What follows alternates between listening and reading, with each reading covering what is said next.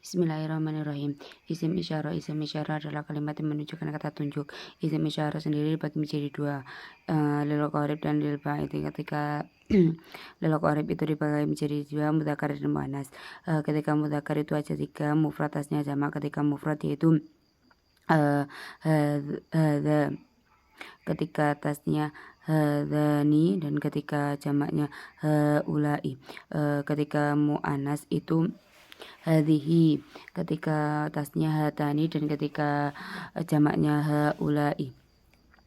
Ketika al-ba'id itu mudzakkar mufradnya itu dzalika, dan ketika tasnyahnya dzaikuma. Sedangkan dzaikuma. Terus mari ngono, ketika jamaknya itu ulaika, dan setelah itu mu'anas. Ketika mufradnya itu tilka, ketika tasnyahnya danikuma, dan ketika jamaknya ulaika. Musyarun ilaih adalah kalimat yang ditunjuk. Musyarun ilaih itu harus sesuai dengan jamak mufrad tasnya jamak dan mudzakkar muannas. Contohnya hadza kitabun. Musyarun ilaih sendiri itu dibagi menjadi dua. Yang pertama yaitu ada nakirah ma'rifat, dibagi menjadi dua yaitu nakirah ma'rifat.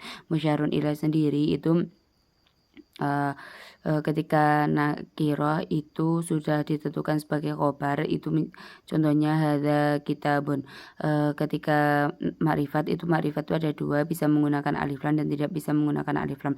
Yang ketika menggunakan alif lam yaitu ketika posnya berada sebagai naat atau bayan dan juga badal. Contohnya hadza al-kitabu kabirun. Ketika tidak menggunakan alif lam yaitu posisinya sebagai khobar, yaitu contohnya hadza kitabun. Selanjutnya isim mausul. Isim mausul adalah isim yang menunjukkan kalimat kata sambung, dan isim mausul sendiri bagi menjadi dua, yaitu isim mausul khas dan isim mausul mustarok. Isim mausul khas yaitu isim yang khusus dan isim yang khusus dan tidak bisa di tempat yang lain. Isim mausul khas sendiri bagi menjadi dua, yaitu mudzakkar muannas. Ketika mudzakkar yaitu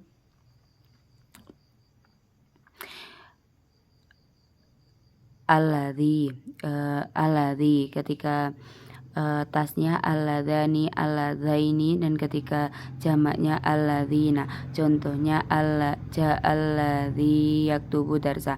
Ketika muannas itu